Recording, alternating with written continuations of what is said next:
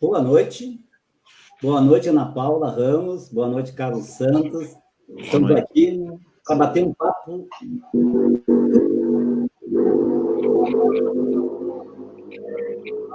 Conversar. Deu alguma interferência aí.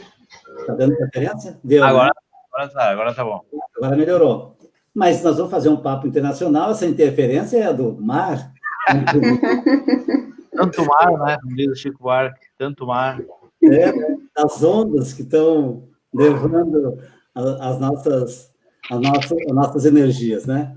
Aqui eu estou aqui com o Carlos Santos, que é tecnólogo de gestão pública, foi diretor de compras aqui na SMED de Alvorada e também coordenador de compras da Secretaria de Educação do Estado do Rio Grande do Sul. Ana Paula Alves. Isso.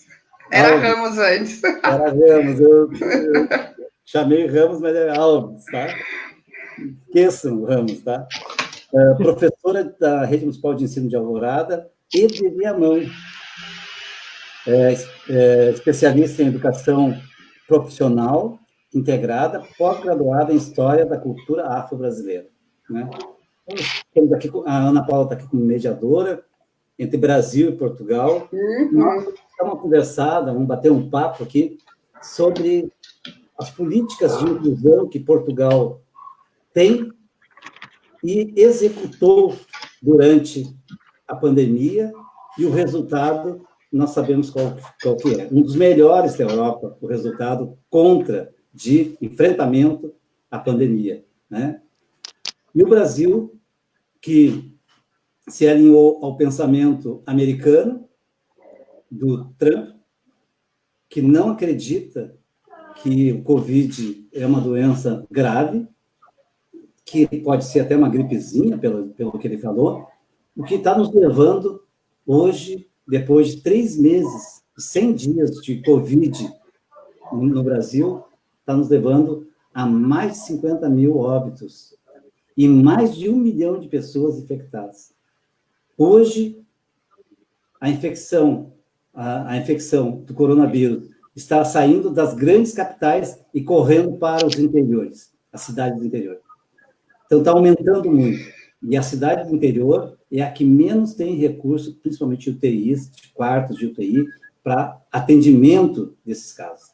Nós estamos, né, conversando aqui de 2 políticas, mais de 1 milhão de gente.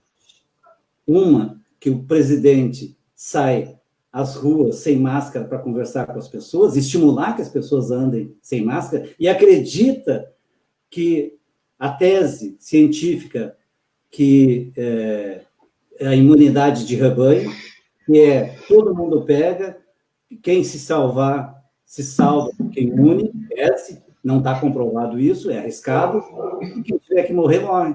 É essa política que nós temos no Brasil. E não adianta dizer que o governo do Estado faz diferente, que o prefeito faz diferente. Todos eles fazem a mesma política.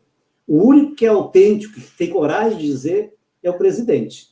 E é o que induz as pessoas a cometer na verdade, esse ato que é contra a vida. Porque o governo do Estado, aqui o Leite, diz que está obedecendo às normas científicas, que vai fechar todo o Estado, porque agora é bandeira vermelha, a região metropolitana.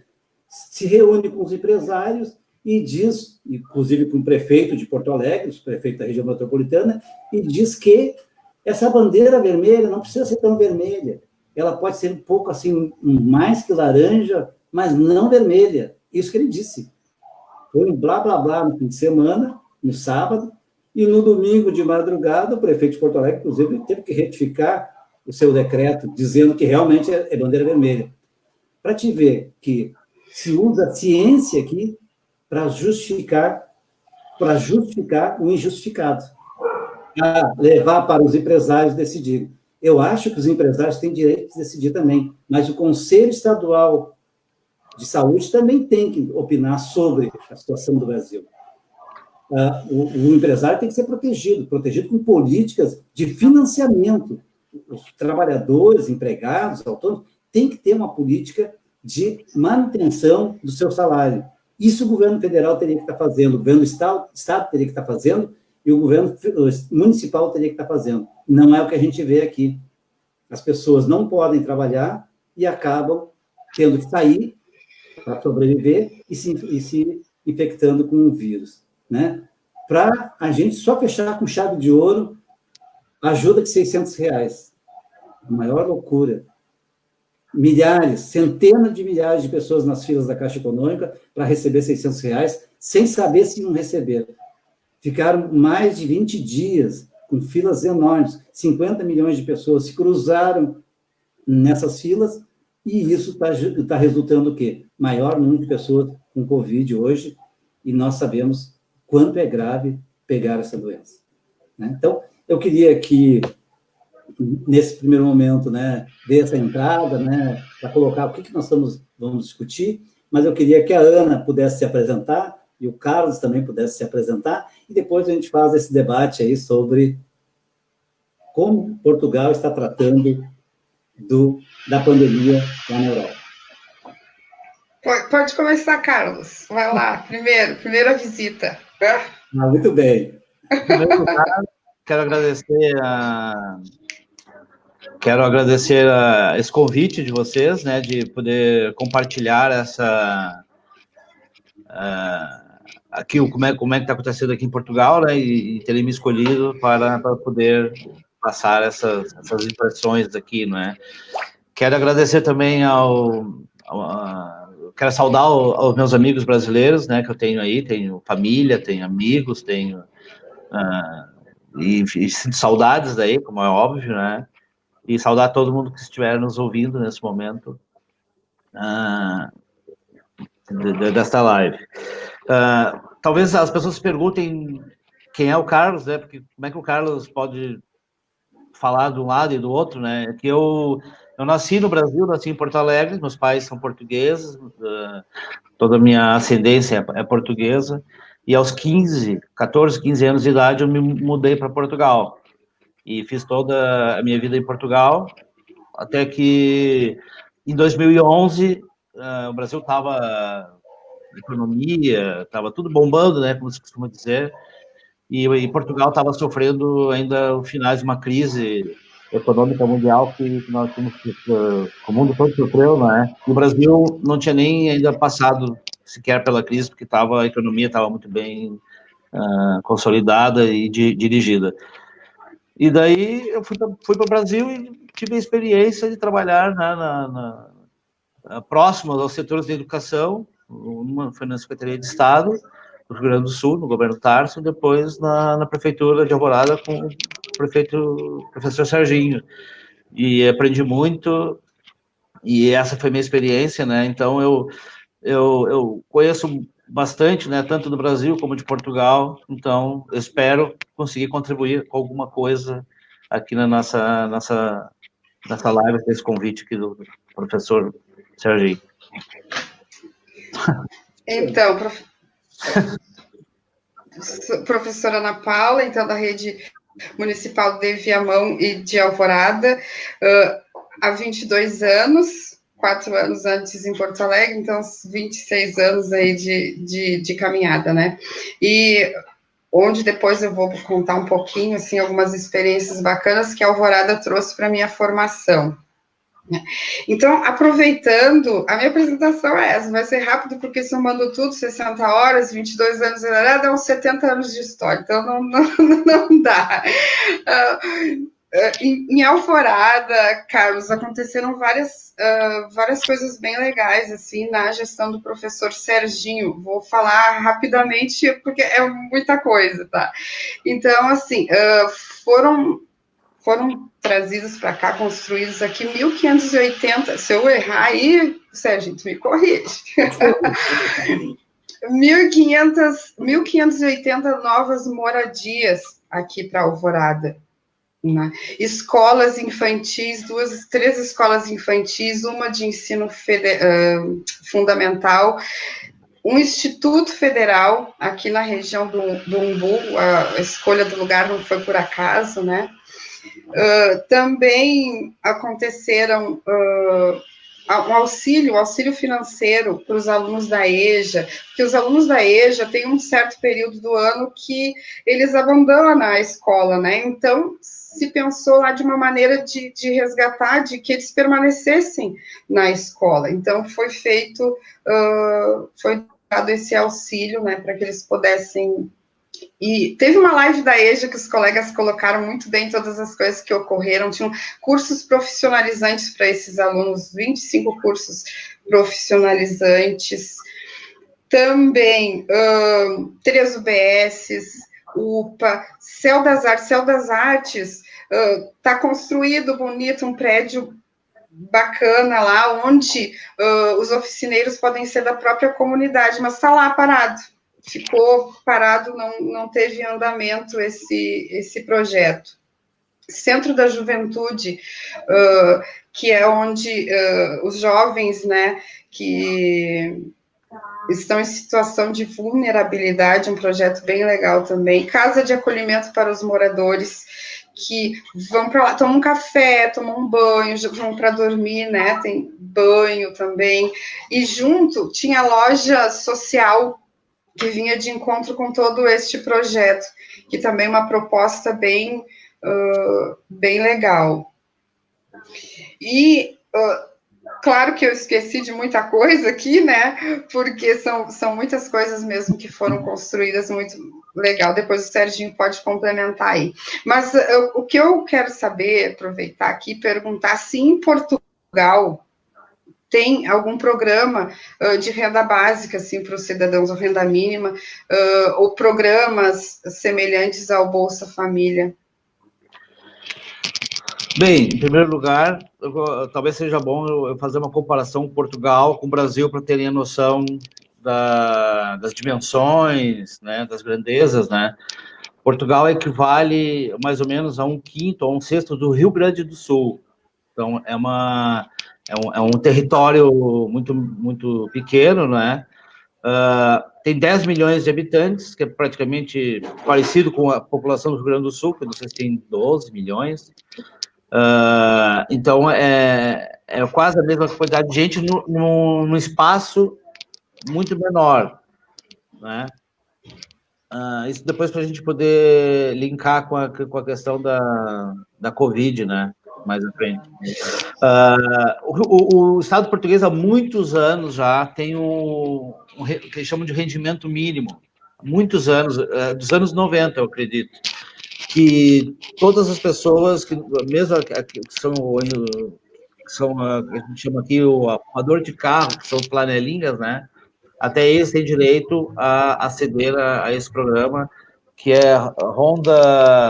o RSI ronda uns 200 euros, mais ou menos, por pessoa, ou seja, ninguém pode ficar sem ter uma renda. Isso digamos, um direito do português, né? Então, esse já é um programa bem, bem antigo. Para além disso, nós também temos uma série de ajudas. Por exemplo, o meu filho, quando foi matricular na escola, né, ele tem direito ao abono. As crianças recém-nascidas têm um abono, depois as crianças em tempo de escola também têm um abono até os 18 anos, e depois, se estudar até os 26 ou 28 anos, não me lembro, também tem uma porcentagem também desse abono. Então, tem uma forte ajuda do Estado e não deixar crescer a pobreza, digamos assim. Aqui não tem favelas, digamos assim, tem bairros sociais, talvez, se algum português estiver me ouvindo, porque o português, ele apesar de eu considero aqui quase que um paraíso, né, mas o pessoal é exigente, como já tem um padrão de vida de qualidade, né? Então quer sempre exigir mais, né? Mas se a gente comparar as situações, né? Aqui tem uma qualidade de vida boa. Foi por isso que eu decidi também vir para Portugal. Eu tenho a cidadania portuguesa, né? Morei aqui, e é para o meu filho também poder ter esse suporte social, né, esse sistema de saúde de excelência que nós temos. Portugal, acho que era o 7º no mundo de saúde, né, sistema de saúde, o melhor sistema de saúde, é equivalente ao nosso IP aí, mas imagina, saúde para todo mundo equivalente ao IP, né? É uma coisa de uma certa qualidade, né? Nós também temos um salário mínimo aqui, que também acho que é importante frisar, que o salário mínimo aqui ronda os 635 euros. Se a gente for converter em reais, vai dar uns 3.800 reais. Então, enfim, é um Estado que pensa também no trabalhador, né? E tem muitos apoios, muitos subsídios, que chama-se subsídio, né? Tudo que são subsídios ou abonos, que é o que o Estado contribui para as pessoas poderem, as de baixa renda, não é? Porque quem tem uma renda elevada não tem direito a certas, por exemplo, o abono da criança, né? Se os pais receberem bem, que é pela apresentação do imposto de renda, eles não recebem o abono. Quem tem imposto de renda baixo, recebe abono. Então, o governo tem bastante ajudas, digamos assim, para a população, e a população mais carente, né? Não deixa nunca a situação chegar na miséria, né? Então, acho que é interessante, é uma forma de pensar interessante, que é do governo, mas também é um pouco do povo, né? Digamos assim, não é só que é o governo socialista agora que está, é um pouco do povo ter essa mentalidade, né? Então, é uma coisa muito interessante aqui em Portugal. Tem mais alguma coisa? Para continuar, Ana, nós não combinamos, mas eu vou passar pelas pessoas que estão dando um oi. Legal. Seu Adail, que é lá da Intersul, sempre em todas as minhas lives ele está presente, dá seu boa noite, acompanha. Muito obrigado, seu Adail, Meller. A Simone Mosman, também, obrigado pela participação. Ramiro também, uma das pessoas que me estimula muito a fazer as coisas que a gente faz, meu secretário, né, da administração. A Tatiane Neres, que tu deve conhecer, a Tati, né, tua coleguinha de escola. A Cláudia Gabana, nossa secretária de Educação também. Valdir Brecken foi nosso coordenador, supervisor da guarda lá na nossa gestão, já está aposentado agora. Trabalhei com ele. Ele voltou aqui, te dando um abraço, né, especialmente.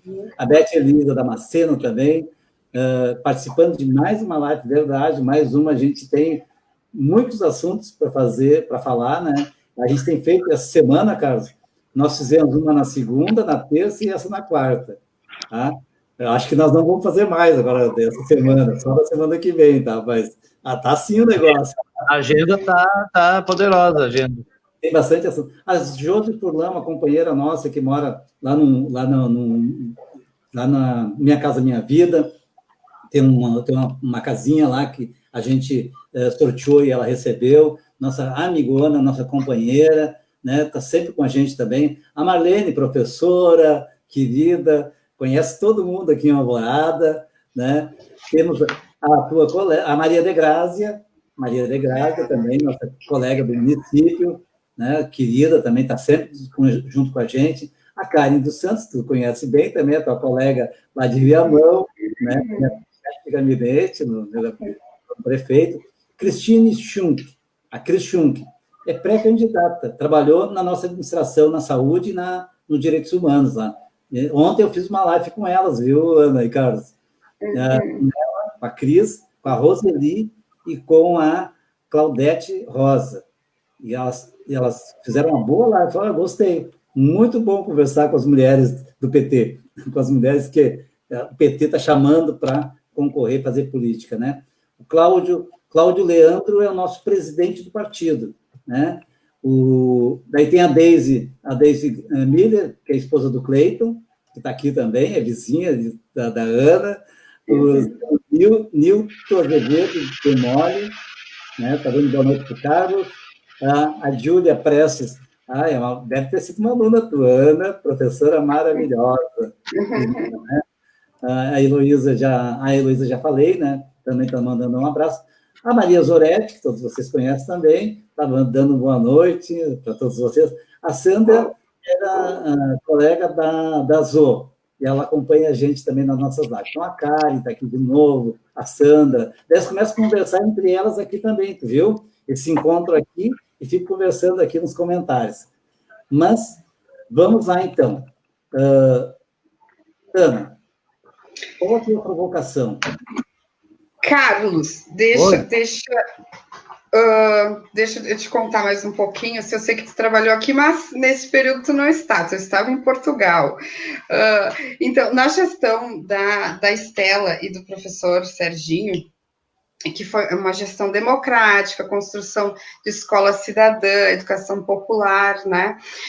Lá nesse período, a construção foi feita com a participação da comunidade, onde a comunidade podia planejar junto com a escola, construir o plano político-pedagógico da escola. E esse plano, o tipo de projeto que a escola ia fazer, a formação que se queria, as atividades necessárias. Os pais, a comunidade toda participavam de tudo, de toda essa caminhada, de toda essa construção. Eles estavam dentro da escola. Com isso, até a LDB eles aprendiam, porque às vezes sugeriam alguma coisa, isso pode, não pode, porque a gente tem a lei de diretrizes e bases. Então, eles acabavam conhecendo a lei também, né? E com isso, com esse planejamento todo, junto da comunidade, que até depois a gente vai falar, um dos princípios da Escola da Ponte, né? Então, com essa participação toda da comunidade, havia um engajamento, né, de todos para aquilo que eles planejaram acontecesse, fosse efetivado tudo aquilo, né?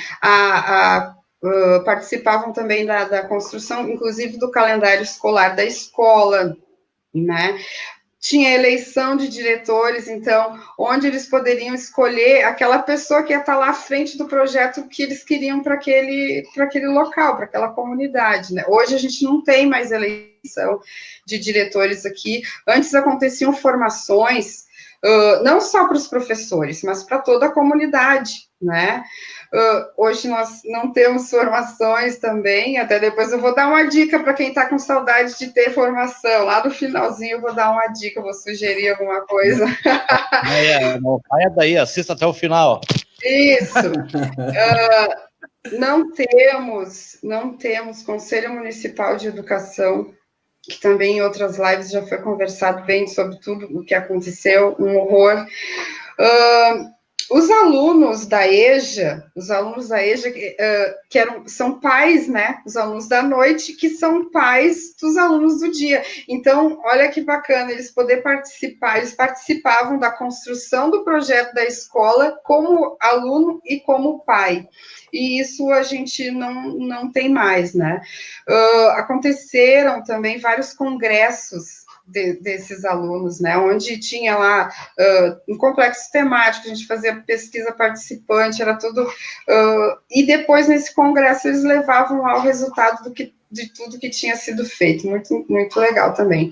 Festivais de educação física, arte e educação, enfim, a Feira do Livro, os alunos aqui e professores também com Vale Livro, né? Funcionários também, né? Funcionários também, né? Poder... E, claro, muita coisa não ficou anotadinho aqui, tá, né, na cabeça, então a gente acaba perdendo, porque se faz muita coisa, então na hora de falar, né, a gente acaba deixando alguma coisa. Oi. A biblioteca era ali na rua Santo Antônio, esquina com a Getúlio Vargas. Sabe onde é que está hoje? Não sei. Pois não sei. Não tem mais. Se pode aí, seu Portuga, biblioteca, sem biblioteca na cidade. O que fica nítido, assim, né, para nós, professores da rede? Que o distanciamento, Carlos Serginho, já acontecia antes. O distanciamento dos pais da comunidade da escola não precisou Covid, infelizmente, já tinha esse distanciamento.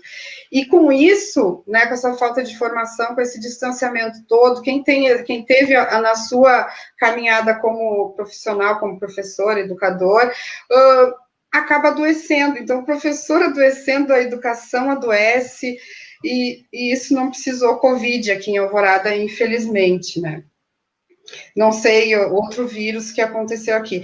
E com isso, com esse distanciamento dos pais da escola, hoje, com essa pandemia, com tudo que está acontecendo, ficou claro, assim, que os pais, com esse distanciamento, os funcionários também, ficaram sem essa vivência escolar, sem essa linguagem escolar, então ficou ainda mais difícil auxiliar hoje os seus filhos em casa, né, com as atividades da escola, porque daí é puramente uma atividade com enunciado lá e faz, né, então se perdeu com muita coisa, assim.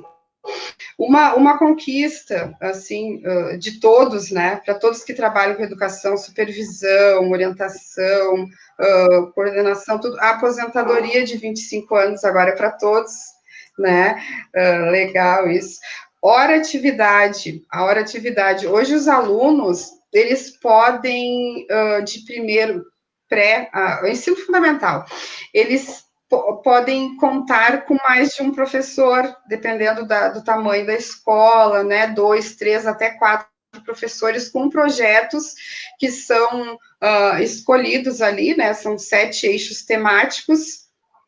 Então, os alunos têm mais de um professor, e o professor tem o seu momento para planejar, né? Quase 7 horas ali, porque tem reunião pedagógica, que são 2 horas, 1 hora na escola de planejamento, e as outras 4 que podem ser em casa, né? Para planejamento mais individual, pensando naquele aluno que tem alta habilidade, ou aluno de inclusão, ou com algum tipo de defasagem escolar, tem esse tempo para planejar. Os professores de sexto a nono ano e toda a comunidade, né, com essa conquista da hora atividade, ganharam também, porque em outros municípios, o professor de área, de sexto ao nono ano, já não tem essa hora atividade, eles têm que ficar na escola, né, e se sabe que para fazer esse planejamento mais individual ali para o aluno, precisa de um computador, precisa de silêncio, precisa de várias coisas que às vezes a estrutura da escola não tem para nos proporcionar, né? Deixa eu ver, uma coisinha que eu queria contar, assim, uma contribuição que o professor Serginho e da Estela também teve na minha formação, e conquista lá de uma comunidade de Viamão, tá? O Serginho, ele auxiliou muito, né, na ampliação de uma escola de Viamão, sem saber por quê. Eu e a Helenice Neres, diretora da escola, eu era vice, uma escola Guerreiro Lima, que fica perto, assim, divisa, atravessar a rua, está em Alvorada. Então, ali, 2, 3 salas de aula, né? Então, com toda essa formação que a gente tinha em Alvorada, eu e a Helenice, a gente levou para essa escola, né, de Viamão, e conseguimos, junto com a comunidade, então, ampliar a escola, né? Hoje atende até o nono ano, Nós fomos, depois desse trabalho, assim, bem prazeroso, foi uma conquista muito prazerosa, assim, para nós. Obrigada, Serginho, a comunidade lá te agradece. Deixa eu te dizer uma coisa, eu nasci em Viamão, então eu também tenho que ajudar a cidade de Viamão, apesar de viver em Alvorada hoje ser prefeito aqui. Olha aí, viu só? Então, agradecemos aí, a Helenice Neres deve estar ouvindo, né? Foi com muita luta, a gente conseguiu. Fomos convidadas, né, a se retirar da escola lá em janeiro, fevereiro, por conta que não tinha mais eleição.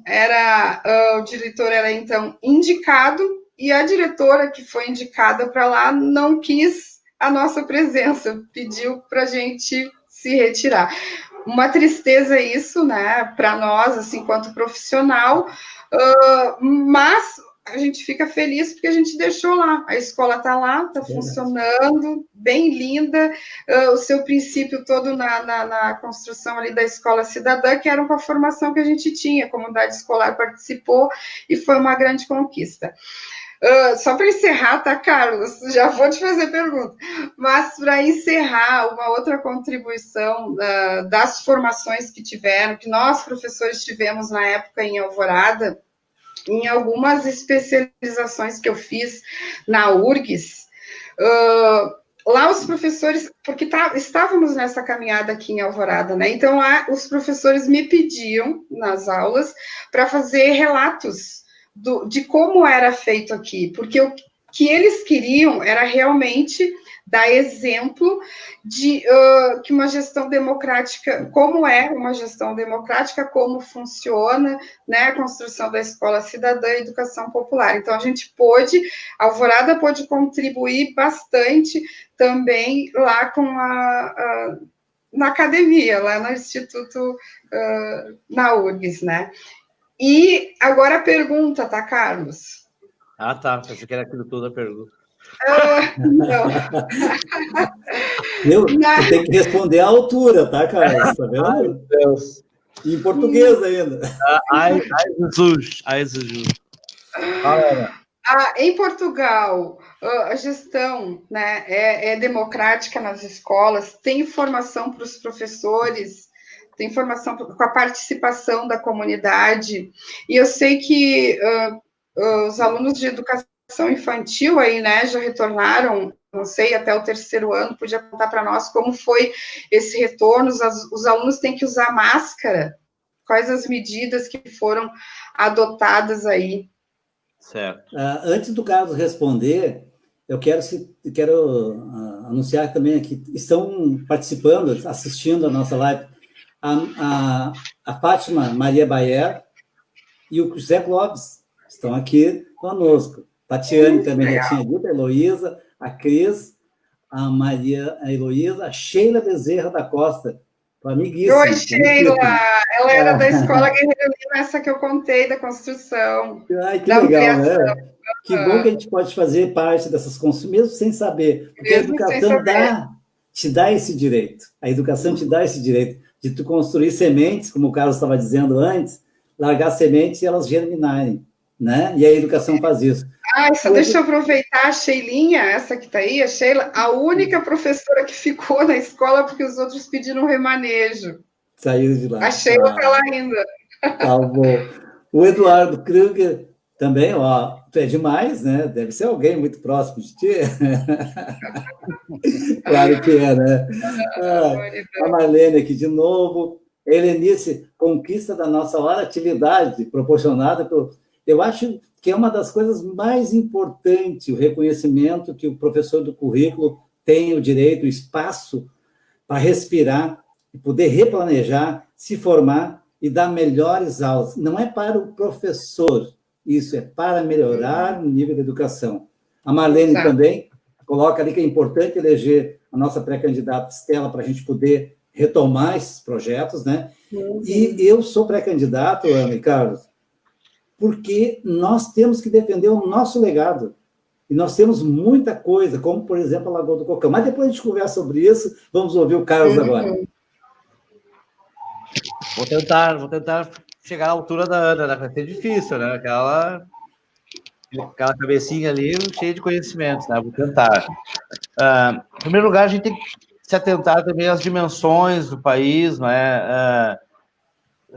Isso acaba... E até a qualidade de educação que vem nas escolas determina, às vezes, se a população tem que participar mais ou menos. Eu acho que é um fator influenciador, né? Em Portugal andou mudando um pouco o sistema, que antigamente cada escola tinha o seu diretor, e agora eles fizeram o tal de agrupamento de escola.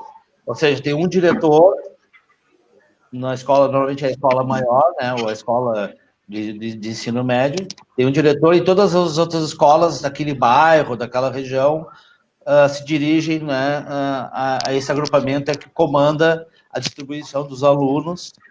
É uma gestão assim, nesse formato. E esse diretor, ele é eleito, antigamente era pelos professores, já não é mais, é eleito por um conselho. O conselho tem professores, tem pais de alunos, tem outras representatividades dentro desse conselho. Então, atualmente, assim o formato digamos assim, da gestão das escolas, né?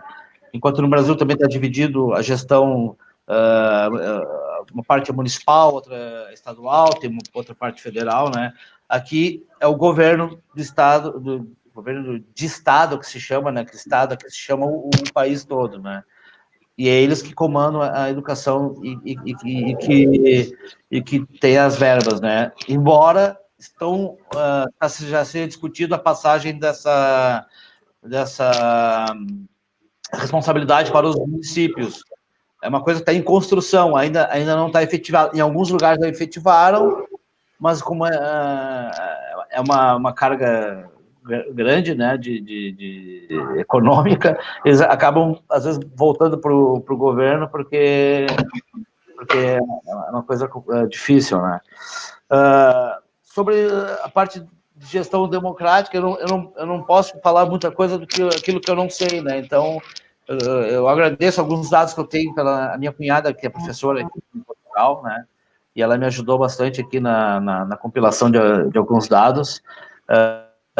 Eu posso dizer, por exemplo, da minha experiência numa escola que eu trabalhei, que é uma escola também de referência. Ela não é a escola da Ponte, que depois talvez a gente vai falar, mas ela tem alguns princípios muito interessantes, assim, da participação dos pais, participar.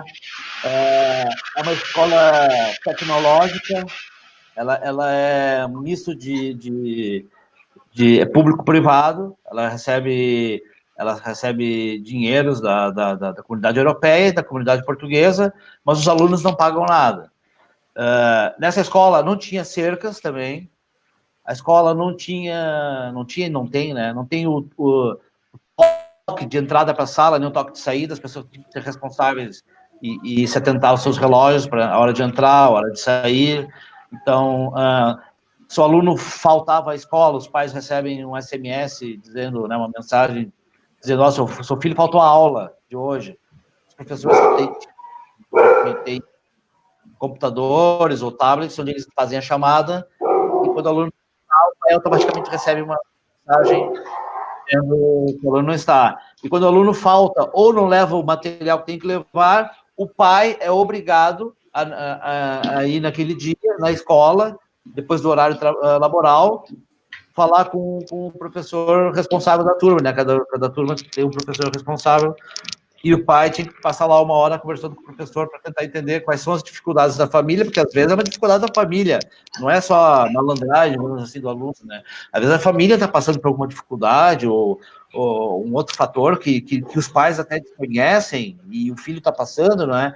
E assim obriga os pais a participarem da escola e da educação dos alunos, porque o que a gente observa muitas vezes é que, em alguns casos, que os pais largam os alunos na escola e não querem saber como é que estão as notas, se faltam, se não faltam, né? E ali eles eram obrigados a participarem nesse contexto, né? Mais que perdoa, que foi tão longa. Ajuda ele, Ana. Desculpa. No retorno. Ana, ele está traduzindo lá, é por isso. Sim. Ô, Carlos, com o retorno das aulas aí, as crianças estão tendo que usar máscara? Bom, aqui o que voltou para as escolas foram os mais pequenininhos, né, os pequeninos, né, os miúdos, e os que estão acabando, digamos, o ensino médio, porque já vão entrar na universidade. Então, eles têm testes a fazer para ingresso na universidade. E os pequenininhos, que têm que trabalhar, né, porque aqueles que são maiores podem ficar sozinhos em casa, não voltar nas aulas, mas estão fazendo via online, tá? Então, voltou aulas para todo mundo, sendo que fisicamente só para os pequenos e para os maiores.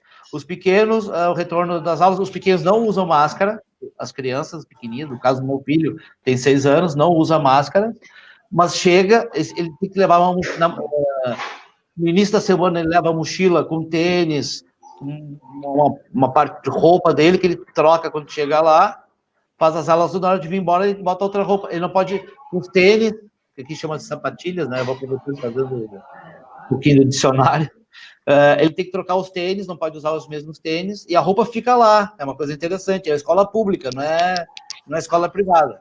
E as coisas deles ficam na escola, e quando eles chegam, eles trocam. Eles, no início, eles não podiam compartilhar nada, não podiam compartilhar brinquedos, não podiam compartilhar absolutamente nenhum objeto, né? Também os pais, como estavam de lockdown, digamos assim, não mandavam os filhos. A gente optou por mandar o nosso filho para a escola por uma questão de adaptação, como ele é brasileiro, e sotaque, e as coisas daqui, ele tinha que se adaptar, e como tinha pouca gente, pouca criança, a gente acabou mandando ele, porque a gente achou que era mais interessante ele estar ali naquele convívio e aprender, né, as coisas do que ficar em casa. Mas os funcionários todos, as professoras todas de máscara, né? E nas aulas eles falam muito sobre a questão do Covid. Ele chegava em casa dando uma aula para nós sobre o Covid. Ele me ensinou a lavar as mãos, como é que lavava bem as mãos para não ficar.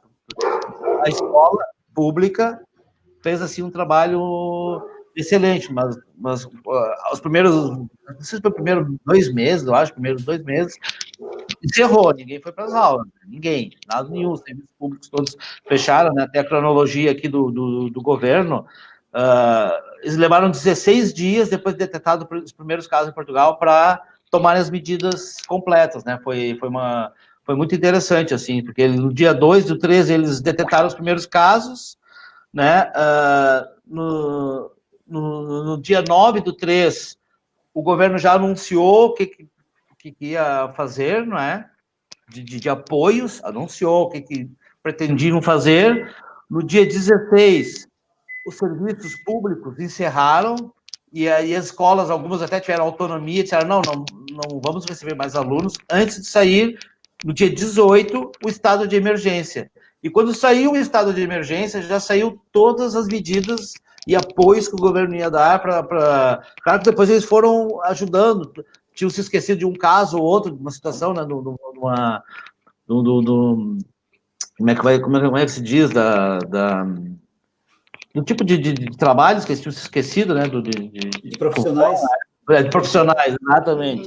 E eles foram montando, né? Não foi nenhum plano, assim, digamos, perfeito, que perfeição não existe, mas foi uma coisa, assim, bem diferenciada.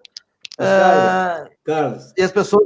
Diga. Carlos, tinha fila de centenas e milhares de pessoas no banco para receber essa ajuda? Não. Em primeiro lugar, uma coisa muito interessante é que a população toda, antes da medida, sequer da medida de emergência, a população ficou em casa. Tirando, obviamente, que maluco tem em todo lado, né? E gente responsável tem em todo lado.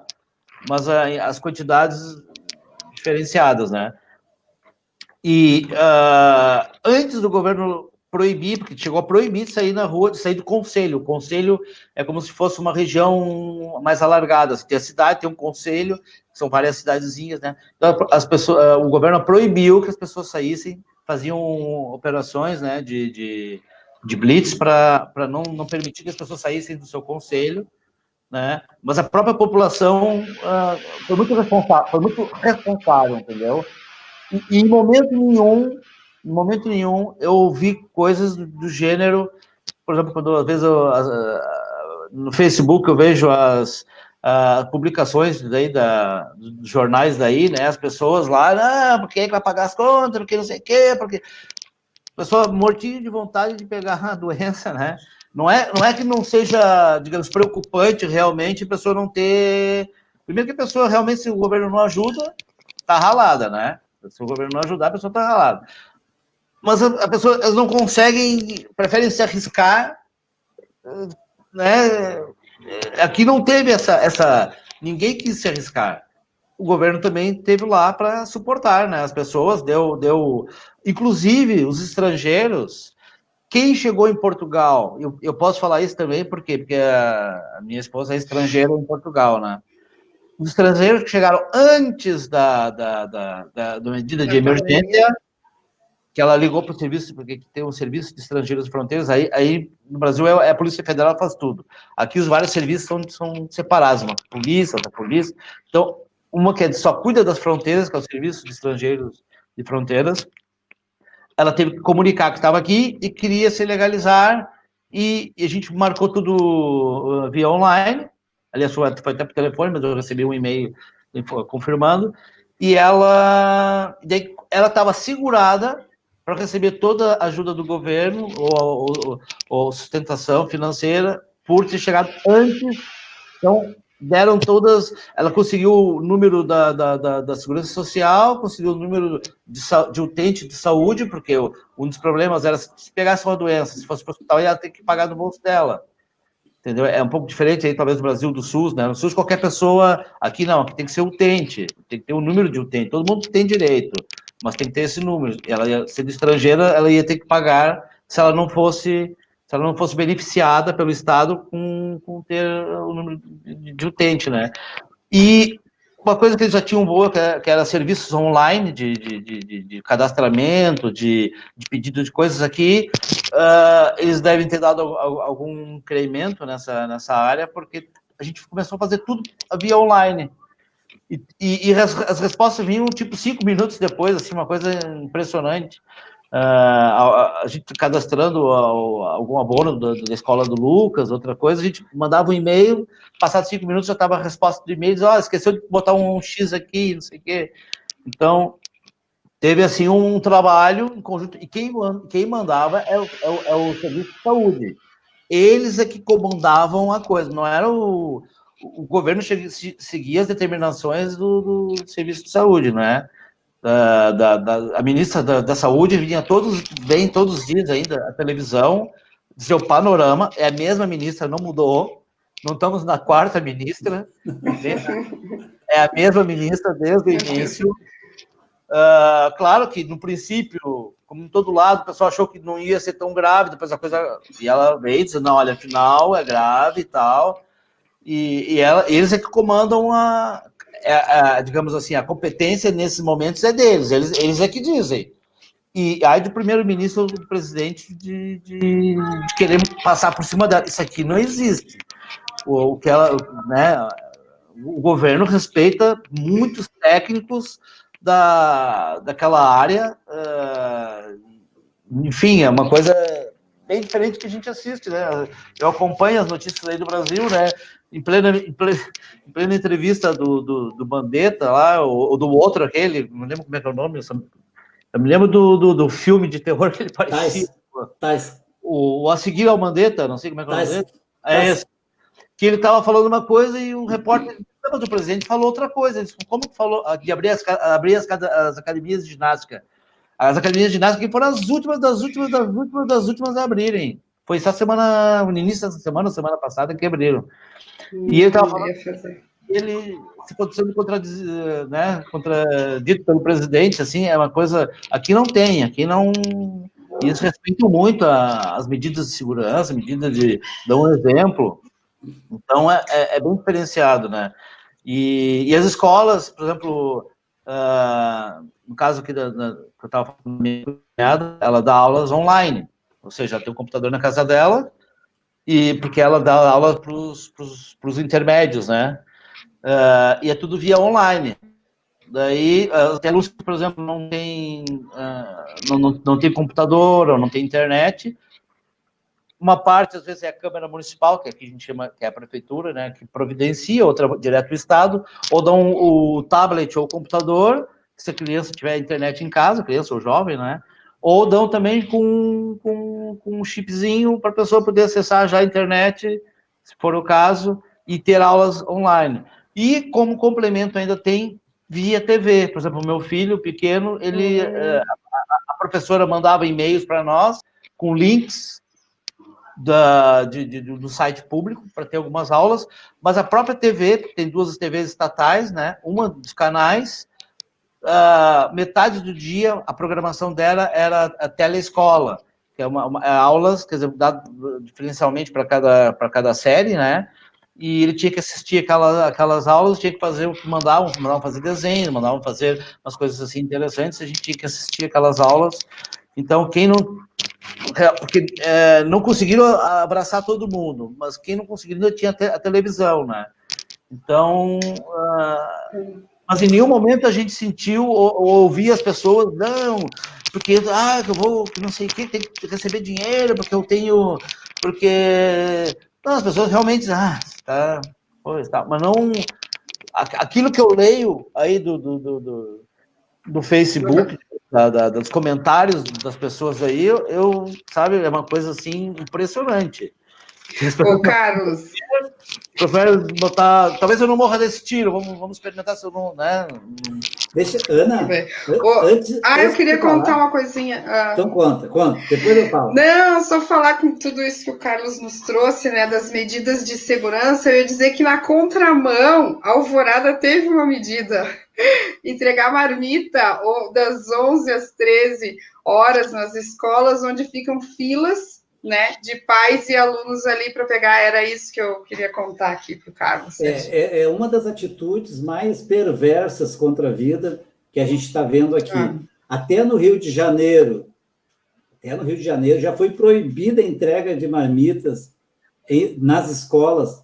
Daí tu chama funcionários, tu chama os trabalhadores da escola, tu chama a equipe da escola para organizar a escola e entregar marmitas. Tem gente doente já, né? Contato com as pessoas que andam por todo lugar, quando que a preocupação do governo, quem não precisa sair de casa, não saia. E sendo que a lei permite que o prefeito possa dar em dinheiro, em espécie, ou dar um rancho, uma cesta, um kit de alimentação básica para essas crianças das escolas, para a família fazer em casa. Então, e tem funcionário, né, Serginho, com que pegou. E agora, vários funcionários da escola Podarilho, está noticiado em toda a cidade, vários funcionários, tem uma que está no hospital, e outros que não sabem que pegaram. E não há nenhuma política de ver quem entrou em contato com ela, que foram centenas de pessoas que pegaram marmita durante o período que ela estava contagiada, que estava passando para os outros. Inclusive, as colegas também devem ter pego uma da outra. Então, é uma falta de consideração. Mas eu queria, antes de passar para a ti, Ana, já que ele falou de professor, da aula online, né, à distância, eu vou falar umas delas, uma aula de cidadania, mas antes eu quero falar do nosso amigo que está aqui, ó, na tela, o Jonas Reis. Jonas Reis é um dos diretores do sindicato do Simpa de Porto Alegre, e ele é pré-candidato lá, faz um trabalho excelente, denúncia diariamente do desmando do Marquesan, que essa semana, na sexta, disse que era laranja, no sábado disse que era vermelha, no domingo disse que o vermelho não era mais vermelho, era laranja, e na segunda disse que o vermelho era vermelho mesmo. Não sabe o que vai fazer. Sabe por quê? Porque aproveita a ciência para se alinhar aos desinformados para tomar decisão. Usa o nome da ciência, como o leite também, mas é uma confusão, para confundir todo mundo. Daí, aqui em Alvorada, por exemplo, tinha uma loja que a gerente me perguntou, deram o telefone dela pensando que eu era o prefeito, né? Eu respondi para ela, eu disse, olha, tu tem que falar, porque vai depender da vontade do prefeito, se ele vai fazer porque a gente não sabe, eu não sei qual é a vontade do prefeito aqui da minha cidade. Se ele vai seguir as ordens ou não vai, ele vai obedecer quem? Vai obedecer quem quer que morra? Ou vai defender a vida? Mas eu queria, falando isso, nós temos o Jonas lá, que é um grande pré-candidato também, tem que se eleger para fazer a nossa resistência que ele está dizendo aqui, ó, fora aos inimigos da escola, né? Então, eu quero falar de uma aula que eu assisti hoje, ao meio-dia, casualmente, a gente não encomendou no Jornal do Meio-Dia uma matéria portuguesa, tá? Mas nós fomos brindados. E teve uma pessoa, que eu até não sabia o nome, Marcelo Rebelo de Souza. Tu conhece, Carlos? Sim, claro, o nosso presidente, quer dizer, o nosso... Fala como eu, né? E o presidente de Portugal estava dando uma aula na TV pública para os alunos. Ele, na verdade, foi lá pelo dia 17, eu acho que ele deu. E ele deu uma aula de cidadania. Ele já é professor, né? Ele é professor. Ele deu uma aula de cidadania. Eu vou citar os 10 itens que ele propôs para os alunos defenderem, tá? A vida é importante para que as outras atividades ocorram. Só a união pode acabar com a pandemia. O vírus não conhece fronteiras, nem bairro, nem de cidade, nem de país. A atuação de trabalhadores e trabalhadoras essenciais foram o que permitiu que a nossa população ficasse em casa. Muitos trabalharam para que a gente pudesse ficar em casa, correndo o risco, inclusive, de pegar o coronavírus. Em especial, os mais jovens, ele deixou um recado: não somos eternos, portanto, evitar a circulação para proteger os mais frágeis e mais velhos, que ensina essa lição, dizendo que os jovens têm que cuidar para não transmitir para os mais idosos e com quem tem problemas de saúde. O vírus prejudica de forma mais grave a população mais pobre, atinge mais gravemente os pobres. A gratidão aos portugueses que moram fora e não puderam visitar os parentes para reduzir o contágio. Está agradecendo aqueles que não foram para Portugal para não circularem. Estar em isolamento nos reaproxima na relação com os familiares. Então, estando em isolamento, a gente está com os nossos familiares, isso nos reaproxima novamente. E, para afinar, pequenas coisas valem muito mais, né? Vivenciar uma pandemia é uma grande aula de vida. Nós temos que sair diferente depois dessa pandemia. Se as pessoas não se mudarem a sua concepção de vida, é porque não aprenderam nada com essa pandemia. Passo para a Tiana. Isso foi uma aula dada pelo presidente de Portugal, Marcelo Rebelo de Sousa, professor. Deixa eu só interromper uma coisinha antes de falar. Uma coisa que a gente assistia televisão e olhava assim para a Simone olhava para mim, assim, minha esposa, né? E a gente ficava assim admirado, a sincronia entre a Assembleia da República aqui, que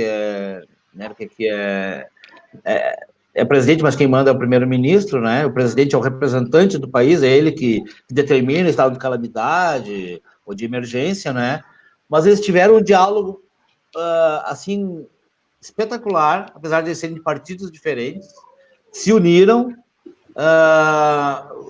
dialogaram o que era o melhor, decidiram em conjunto. Os partidos da oposição, eles disseram, não, nesse momento a gente só quer saber o bem da população, não queremos estar criticando nada e não sei o quê. Olha, foi uma coisa assim que a gente não está habituado a ver, né? Que é cada um dando um tiro para um lado, e uns querem defender a vida, outros querem que vá todo mundo para a rua, que é uma gripezinha, quem for atleta pode pegar a gripe, que não sei o quê, e aqui não teve, ninguém questionou que não é uma gripe, que não teve esse tipo de questionamento, porque não teve vozes representantes e vozes assim de pessoas públicas menosprezando uma coisa dessa, porque quando o nosso exemplo, que seja um jogador de futebol famoso, que seja um governador ou um prefeito que venha para a comunicação social dizer que isso talvez não seja grave e tal, é óbvio que influencia as pessoas, não é? E aqui não teve essa desunião nesse momento, então ninguém achou diferente, todo mundo sabia que tinha que ficar quietinho em casa, e claro que o governo ajudou, né? Mas não teve essa loucurada aí, né? Que a gente vê que as pessoas querem ir para a rua, o presidente disse que podem ir para a rua, olha, não estão abrindo porque não é culpa minha e tal. Aqui não teve, foi uma união completa e todos apoiando, inclusive a oposição ainda cobrava assim, quando é que vai sair o estado de emergência? Temos que fazer o lockdown, não sei o quê. Então foi uma diferenciação assim importante. E o governo gastou, só para dar uma apontamento aqui, gastou 17% do PIB trimestral aqui na pandemia para poder dar suporte às empresas, suporte, por exemplo, quem é pescador, agricultor, que não trabalha por conta de outra pessoa, né? Quem é profissional liberal, que tem uma figura que é o passa-recibos, né? Que é que é, não sei no Brasil como é que teria esse nome, que é o profissional que não está, que é ele próprio Autônomo, exato. Às vezes me falha os nomes, já não sei nem.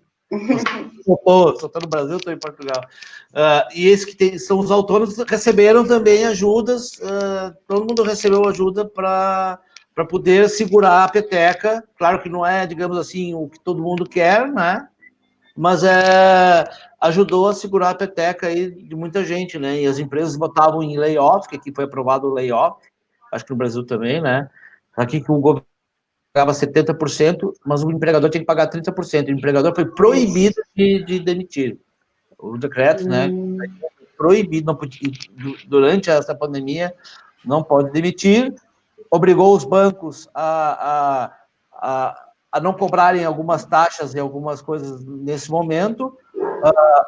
Proibiu que as pessoas que estão em casas alugadas ou que fossem despejadas e obriga as pessoas a parcelarem essa dívida que eventualmente vai ficar, né, ao longo de 4 anos, se não me engano, e parcelando essas dívidas para poder segurar as pessoas não passarem fome, né, não acontecer uma desgraça, se não acontece uma desgraça.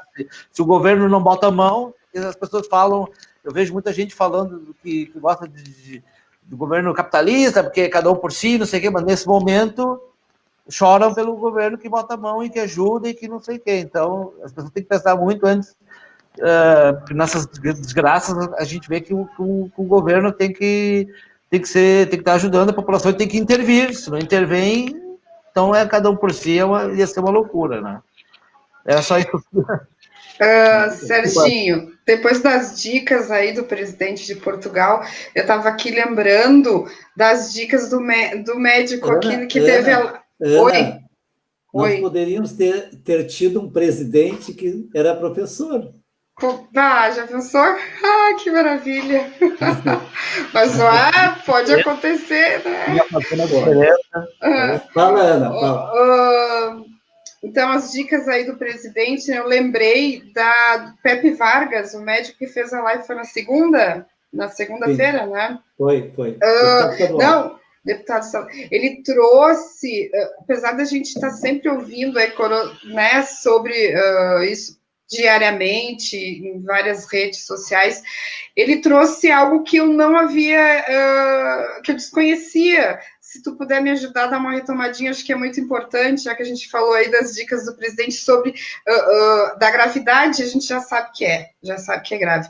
Mas eu desconhecia as sequelas graves que podem ficar, mesmo tendo passado por isso, recebido alta do hospital, vai para casa, e sequelas bem importantes podem ficar da doença, né? Como a hemodiálise, por exemplo, pode fazer para o resto da vida, questões pulmonares ali também, que pode ficar crônico, né? Exatamente, não sei... morrer por falta de oxigênio. Morrer por falta de oxigênio. Não, é que o Pepe Vargas, né, tem várias perguntas, só para lembrar, tem várias perguntas, não sei se vocês estão acompanhando ali. Eu vi que tem gente até de Brasília aí acompanhando. Eu tentei colocar aqui no painel, como é um texto muito grande, os convidados ficam atrás do texto. Eu vou até sugerir que o pessoal faça 4, 5 linhas, que daí a gente pode colocar aqui na frente e fica gravado, né? Só que eu botei, daí vocês sumiram, mas ela fala ali que é de Porto Alegre, mora em Brasília, e que a educação lá, em suma, assim, a educação lá está igual ao do Rio Grande do Sul, está um caos. E isso está em Brasília e está em todo o Brasil, assim, tá? Sem direção, né? Falta realmente direção. Mas tu falava que o Pepe Vargas esteve aqui conversando. Isso. O custo para o Estado. Então, ele falava assim, não adianta dizer assim, não adianta no sentido que tu tendo UTI, tu tem que abrir. Tu tem que ter UTI à disposição e com uma flexibilidade de ocupação. Isso tu tem que ter, e tratamento. Mas tu tem que manter sempre esse controle, o isolamento controlado.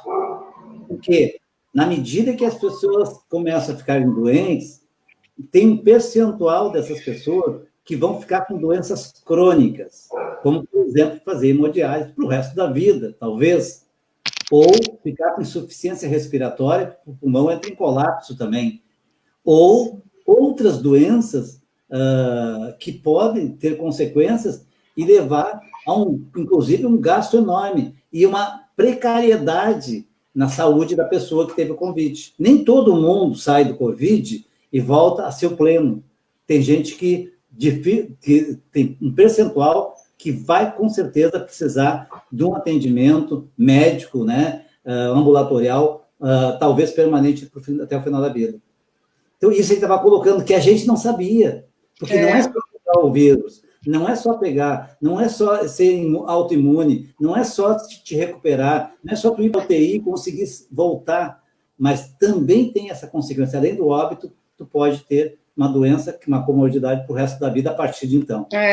Aqui na Europa teve alguns países que tentaram fazer de forma diferente, uma teoria da contaminação dos mais fortes e tal, e depois a Inglaterra tentou fazer isso, e o próprio primeiro-ministro lá sofreu, e aí mudou radicalmente de ideia, né, lá o Johnson, lá, Boris Johnson, inclusive o enfermeiro que tratou sempre dele era um aveirense, que é aqui da minha cidade, de Portugal. Tem muitos enfermeiros portugueses na Inglaterra trabalhando. Então, daí, por coincidência, foi um aveirense que cuidou dele lá. E ele mudou radicalmente de opinião. A Suécia também, é um exemplo acho que IDH, acho que é o primeiro colocado, inclusive. E eles também tomaram a errada decisão de não fazer o isolamento. Até porque eles são diferentes, não são de se abraçar, não é como os latinos, né, que tem que se abraçar, eles tal. Mas mesmo assim, eles sofreram as consequências de não fazerem o isolamento. E depois também tiveram que alterar a política deles Então, a gente sabe que não sabe muito da doença, não sabe muito bem de alguns pormenores, mas que o isolamento funciona, não tenho dúvidas. O caso de sucesso português, né, porque é importante, que a gente ouve falar, até no Fantástico saiu sobre Portugal, né, o caso do sucesso de Portugal foi que as pessoas minimamente cumpriram o isolamento. Os filhos deixaram de visitar os pais, inclusive, né, meu irmão, que mora no outro concelho, é perto, mas é em outro concelho, não veio aqui na nossa casa. A minha cunhada, como era professora também, ela não queria apanhar, eventualmente poder sofrer, né, ou passar para alguém, e o meu irmão também, e eu via meus pais moram no apartamento embaixo, né, mas as pessoas passou a Páscoa, as pessoas não iam visitar as pessoas na Páscoa, porque cumpriram, eu sempre digo que tem sempre exceções, né, mas cumpriram muito com essa questão do isolamento, e esse é um dos motivos que a gente tem uma taxa baixa de mortalidade. Claro que se for comparar a população de Portugal com a população do Rio Grande do Sul, por exemplo, o Rio Grande do Sul acho que é cerca de 500 mortes, né? E aqui em Portugal foi cerca de 1.500, 1.600, e a mesma população. Acontece que Portugal, o território é 5 ou 6 vezes mais enxuto, então as pessoas são muito mais próximas, então esse pode ser um fator que explique o não contágio. No Rio Grande do Sul tem áreas muito maiores, né? Então, embora pode vir a... Está começando a acelerar aqui por falta de responsabilidade dos governantes. Sim. Eles inventaram as tais das bandeiras, que agora estão enroladas nas bandeiras, eles não conseguem nem caminhar. Essas bandeiras funcionariam se proibissem as pessoas de circularem entre municípios. Se não proíbem circular de municípios, que adianta aquele município o pessoal vai fazer o lockdown, mas no outro não. Mas as pessoas podem circular entre os municípios, podem circular à vontade. É complicado, não tem que ser igual para todo mundo, não dá para ficar fazendo essa... Só em casos muito específicos, né? Então, tem que... Muito bem. A Ana agora... Vai lá. Não sei, podemos conversar um pouquinho sobre a Escola da Ponte? Pode ser? Podemos. Mas, Ana, fala um pouquinho da experiência que a gente fez, meio que uma ponte aqui também. Não, brincando, né? Nós tivemos uma experiência muito legal aqui também nas nossas escolas, que faz uma ilação, né? Não vamos nem... Porque quando o Rubem Alves esteve aqui com a gente, né? Que pena que ele se foi, né? E ele esteve aqui em Alvorada por várias vezes. Que prazer, né? Que coisa linda isso. Ter Rubem Alves, ter o Brandão aqui, Carlos Henrique Brandão, ter o Leonardo Boff aqui. Leonardo Boff. Só nós sabemos que é o bom mesmo para trazer aqui para a Alvorada, porque a Alvorada merece, né? Mas eu queria que tu falasse um pouco do nosso trabalho para o Carlos depois poder falar um pouco sobre a Escola da Ponte lá. Então, o que eu poderia falar do nosso trabalho aqui? Por onde começar? Por onde começar? Acho que eu já falei um pouquinho sobre o envolvimento da comunidade, né? Na participação da construção dos projetos, onde tem liberdade, responsabilidade, solidariedade, tudo isso que são princípios também lá da Escola da Ponte, né? E não sei, mas aí teve em Portugal algum tempo uma resistência, né, com essa inovação aí da escola, né? Não sei se, mas a comunidade conseguiu permanecer com a escola, né? Eu sei que o Serginho pediu para eu falar um pouco do trabalho daqui. Mas eu acho que Ana, tem muito a ver com a tua história na tua escola, né? Porque, claro, guardadas as proporções, tu construiu a partir do conhecimento, de uma nova proposta, tu conseguiu transformar a tua própria realidade na tua escola. Se depois as pessoas... Mas aquela propriedade educacional, aquele monumento lá, que nunca mais vai sair dali, a construção daquilo ali, a expansão do ensino na tua região, por exemplo, foi uma construção coletiva com a comunidade. Não é só a formação acadêmica, a nossa formação. Tinha que ter uma ligação com a comunidade. É nessa troca com a comunidade que acontecem as coisas, né? A vontade que eles têm com a nossa ajuda, com a nossa formação, com a construção de tudo isso, né? Foi o que aconteceu ali na ampliação da escola e em outros lugares que a gente acaba passando e construindo tudo isso, né? E que me lembra, estudando a Escola da Ponte aqui, né, o José Pacheco e todos esses autores que o Serginho já falou, se assemelha bastante a tudo isso, né? Por isso que eu já voltei lá para a Escola da Ponte, né? Que é a Escola da Ponte, onde os alunos se agrupam por interesses. E isso aqui acontece, né? Porque é o interesse que a gente faz acontecer, é o interesse das pessoas ali na participação, né? E no debate todo que as coisas acontecem, né? Então, Carlos, aí a Escola da Ponte, voltando para a Escola da Ponte, que...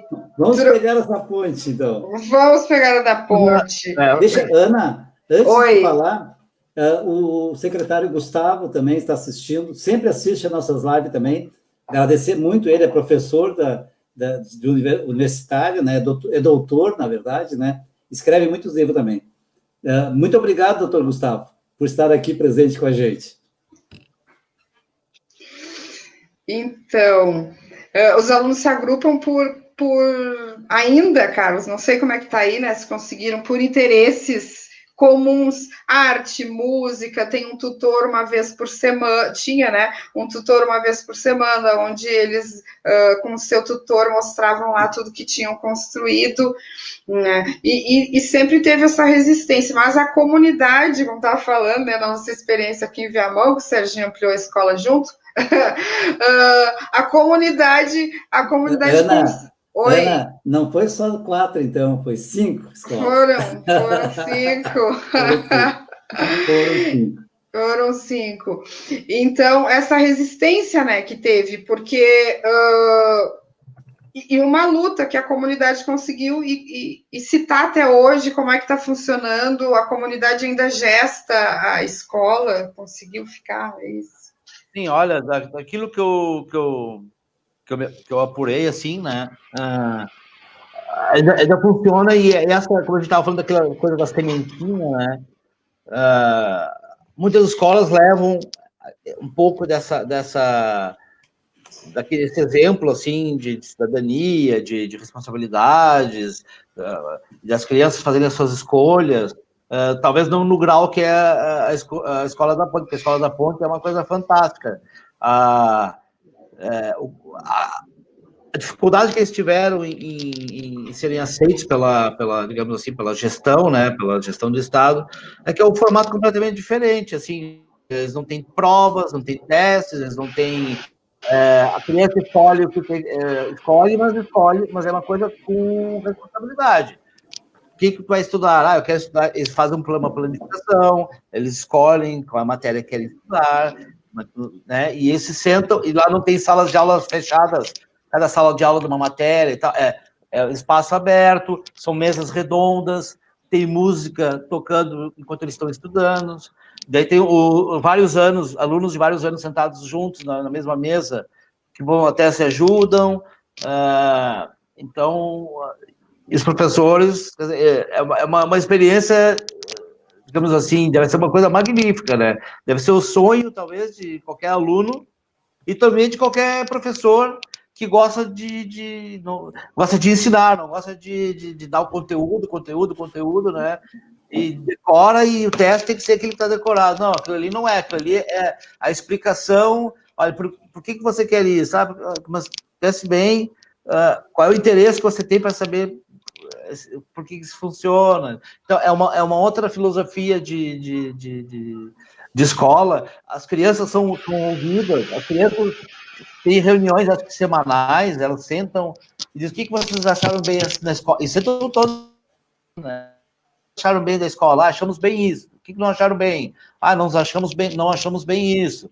E discutem com os professores, dialogam com os professores, dizem que não gostaram disso, não gostaram daquilo. As situações de bullying, falam todos ali junto. Olha, eu não gostei que chamam aquela menina que é muito alta de girafa. Até estava ouvindo isso eu compartilhei uns links muito interessantes da Escola da Ponte aí na nossa live. E daí tá uma menina falando, uma jovenzinha, dizendo que a gente não gostou, que estavam fazendo bullying com a menina, que ela é muito alta, e estavam chamando ela de girafa. Então, eu acho que é o que está mal, como estar bem ou estar mal, né? Isso está mal. Está bem porque não sei o que, está mal porque... Então, e todas compartilham, todos decidem o futuro ali é uma coisa, deve ser fabulosa. Mas por que é difícil na minha cabeça, né? Que eu não sou da área de vocês, né? Eu sou professor, mas é de artes marciais, não é academia. É que a sociedade, na sociedade que eu digo, não é sociedade, mas o mercado de trabalho, que é uma formatação, às vezes, né? E as universidades estão preparadas para isso. E os alunos saem dali, né? Um é o plug de 3 pinos, outro é 2 pinos, e talvez não encaixe naquela formatação, porque é outra forma de pensar. Embora eles saiam, os testes nacionais mostraram que elas saíram com os conhecimentos. Os testes nacionais que elas fazem, porque senão eles não deixavam continuar a escola, só deixam continuar a escola, elas saem sabendo, senão não deixariam continuar, né? Mas é que é o medo digamos assim, da sociedade não, das empresas, né, sei lá, do mundo capitalista, é que saem pessoas pensantes, às vezes, né? Eles não querem, eu quero só que tu pense só aquilo, só engenharia. Mas eu sei que eu tenho filosofia. Não, só engenharia. Lucas, as escolas particulares fazem isso. Sim. As particulares os alunos saem pensantes. Na escola pública, nós lutamos para que isso também aconteça. Eu acho um bom exemplo, né, da autogestão. A Escola da Ponte é um exemplo fantástico, né, porque a organização de escolas no Portugal é diferente da nossa aqui. E lá tem uma interferência muito do governo, né, nas escolas. Sim. Na escola que eu trabalhei aqui em Portugal, que é a Escola Profissional de Aveiro, né, também tem um exemplo assim muito interessante assim de botar responsabilidade no aluno, entendeu? Assim, só não ter aquela campainha tocando e o aluno diz: estou atrasado para a aula. Só isso, que parece uma coisa tão pequena, mas isso aí incute uma responsabilidade, uma coisa que a pessoa tem que estar atenta, já é um diferencial, né? E a escola pública aqui não tem muita escola privada, assim, digamos, como tem no Brasil, né? Tem muito menos. Então, a escola pública já tem uma certa qualidade de ensino. E só para fazer uma ligação na questão da sementinha, né? Por exemplo, a professora, que é educadora do meu filho aqui na escola, quando a gente foi lá para ela explicar como é que funcionava e tal, daí tinha a sala das crianças, né? Que é 6 anos, que é no caso do meu filho, que é pré-escola, eram divididas por áreas. Aí tinha a área que era a dos computadores. Aí as crianças sentavam num computador para jogar alguns jogos, não sei o quê. Tinha a área da leitura, tinha a área da pintura, tinha a área de trabalhos manuais. Então, e a criança decidia o que ela queria fazer, mas não é assim, eu vou fazer o que eu quero. Não. O que vai fazer essa semana? Isso, isso, isso. Então, ela pegava a tabuletinha com o nome dela e bota no, digamos, na coluna da área, né? Se é a área do computador, se é na segunda-feira eu vou fazer isso, na terça, e eles tinham que, para ter o número X de alunos para cada área, não é? Então eles tinham que se organizar, já é uma semente democrática muito grande. Imagina, pedir para as crianças escolherem o que querem, e as crianças se organizarem, escolher que atividade tu quer fazer. Então vamos organizar ali, tu vai fazer a tua agendinha ali. É uma coisa, talvez a escola da Ponte tenha plantado uma excelente semente, né, no pensamento das pessoas, que conseguem levar, pelo menos, não o todo, mas uma boa parte para o resto das escolas, né? Então, acho que a semente é sempre válida. Bom, nós estamos a 1h20. Bah? Então, temos que ir para finalmente, né? Está muito bom o papo internacional. Tem muita gente aqui que mandou mensagens, né, elogiando a gente. A Ana Paula, então, que foi a rainha, né? Sim, a Ana Paula. Todo mundo aqui. Assim como tu também, né, Carlos? E eu também, né? Modéstia à parte, também alguns me mandaram. Mas a minha esposa está ali, está mandando, né? Para vocês que é super importante a mensagem do Fábio Mariano. Sérgio e Ana falam sobre a proposta metodológica da EJA que implementamos na nossa gestão. Foi premiada. O MEC ficou com... medalha Paulo Freire, nós ganhamos, isso aí. Né? Muito bem.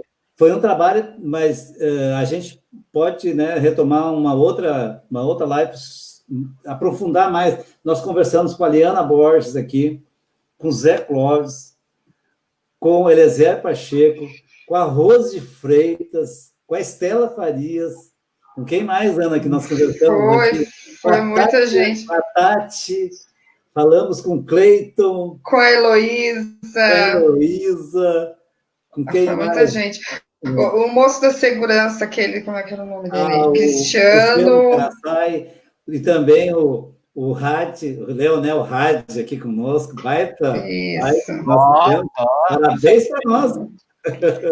Com a Sofia Cavedon. Com o Pedro.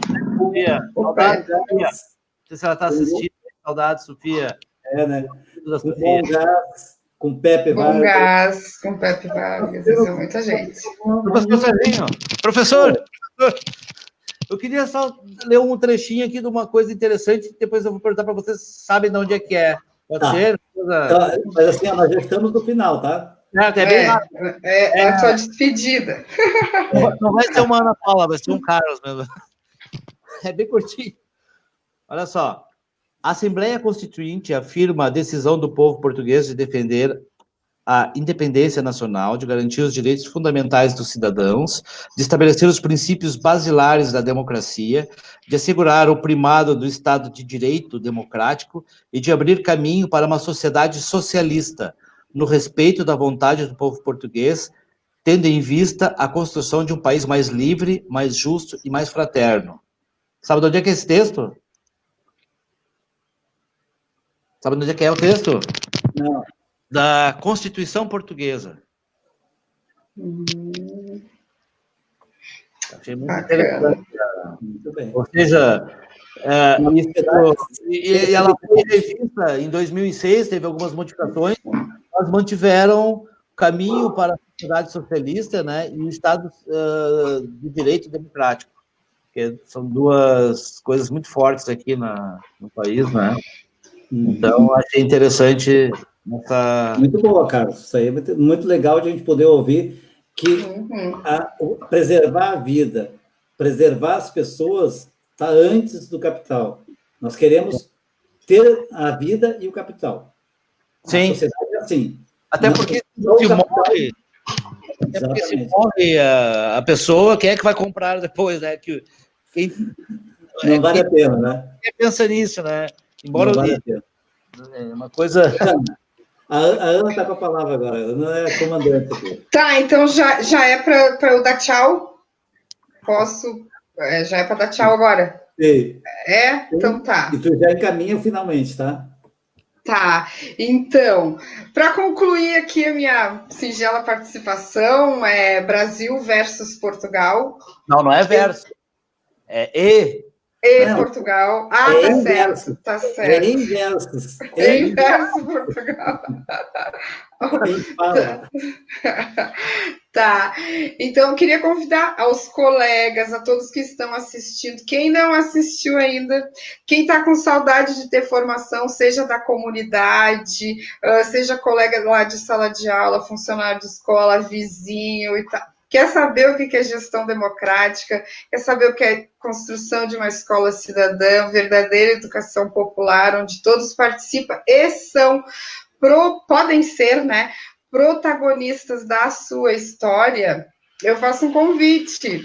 Assistam as lives anteriores do professor Serginho, as que estão por vir, é só coisa boa. E é o que a gente estava precisando mesmo. Então, rapidamente, Serginho, teve sobre, então, o combate à pandemia com o Pepe Vargas, né? Inclusão bem legal com a Lilian e com a Lilian e a Fabiola. Isso. Inclusão, né, na prática da escola, os desafios da EJA com os colegas Kiliana, Elô, Cleiton. Educação e saúde no retorno das aulas. Não vou dizer o nome de todo mundo, só os temas aí para as pessoas ficarem curiosas e ir lá assistir. Gestão democrática em tempos de pandemia, educação em Alvorada, presente, passado, futuro, que foi muito bacana. Todos, tá? Sobre o Instituto Federal também foi conversado aqui, educação e trabalho. Segurança. O Fábio Marçal, junto com o Eliezer Pacheco, falou sobre falaram sobre o Instituto. Segurança cidadã, que foi aí com o Cristiano e com o que não lembro o nome dele, o outro. É Leonel Hadi. Isso, Leonel Hadi. Ele deve ser pão duro, que eu sempre esqueço o nome dele. O que teve ontem conecta com as mulheres que são as pré-candidatas aí. Nossas Roseli, Cris Schunk e Claudete Rosa. Ontem foi com elas. Na próxima semana pretendemos fazer com mais 3 candidatos. Ainda não temos nome. Mas segunda-feira vai ter outra live de novo, tá? Então, vale muito a pena. Assistam. Obrigado aí, Brasil. Obrigado, Portugal, por eu estar aqui mediando essa conversa. Obrigado. Carlos? Posso? Pode. Mais uma vez, obrigado pela sua oportunidade de poder contribuir, né, para o nosso... Apesar de eu estar aqui em Portugal, tenho a minha família aí, o meu filho também é brasileiro, e eu quero o bem do nosso povo e quero ver gostaria de abrir os noticiários e ver as coisas fluindo e estando bem, né? Então, se eu podendo contribuir um pouquinho para isso, eu me sinto muito grato. E obrigado para todo mundo que ouviu, participou, ou que só ouviu. Obrigado por me aguentarem um pouco. Um abraço a todos. Obrigado, professor Serginho. Obrigado, Ana. Aí, excelente mediadora aí. Nossa mediadora foi boa, né? Nos enquadrou, né? E Carlos, nos enquadrou, né? Não consegui sair do eixo. Eu segui aqui, ó. E ela que disse, o pessoal não sabe, mas a gente começou às 16 horas, né? aqui no Brasil. Ainda bem, né? Ainda bem, né? Então, eu quero agradecer muito a participação do Luiz Henrique também, que é lá do Algarve, nosso amigão, está sempre com a gente. Agradecer a todas e a todos que estiveram aqui comentando ou só assistindo. Tem muita gente que entra e assiste depois, né? Desliga. Eu quero agradecer a Ana Alves, a Ana Paula Alves. Quero agradecer ao Carlos Santos, porque essa troca, eu aprendo muito, né? Eu aprendo muito. E eu sei que nós aqui conversamos bastante sobre isso, nós procuramos detalhar, conhecer um pouco mais, tanto é que a gente vai atrás de outras coisas para complementar nossas lives, como a Escola da Ponte, que um dia eu já conheço Belém, tá? Pastel de Belém, a Zô botou aqui, só faltou o pastel de Belém. Na verdade, pastel de Belém é só naquela casa lá específica em Lisboa, porque todo mundo, o resto, chama pastel de nata aqui. Lamento tirar esse... Para nós é pastel de Belém, tá? e entrar naquela fila para subir. Comi um hoje. E eu sou da terra dos ovos moles. Ovos moles de Aveiro, que é uma iguaria muito famosa aqui também, docinha.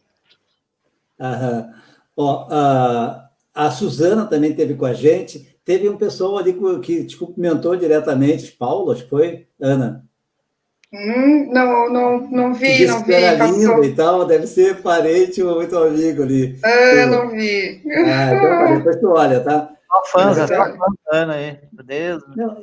Eu quero agradecer muito vocês, né? E dizer que é muito bom conversar. A gente está num momento muito difícil.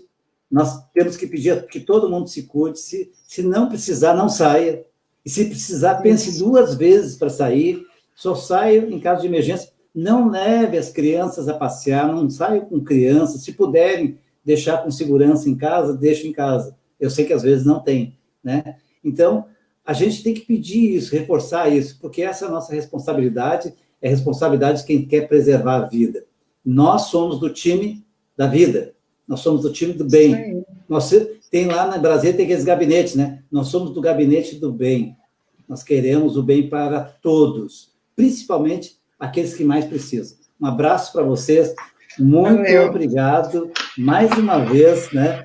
E deixar um carinho, né, de vocês, né, da família de vocês, quanto a esposa do Carlos, o próprio do Eduardo também ajudou aí, eu sei que está ajudando aí. Um abraço para toda a família de vocês, assim como a Zô também me ajuda, minha filha também não está aqui, mas me ajuda pela internet aqui. Um abraço, um beijo bem grande para vocês no coração. Valeu, obrigada. Tchau, tchau, queridos.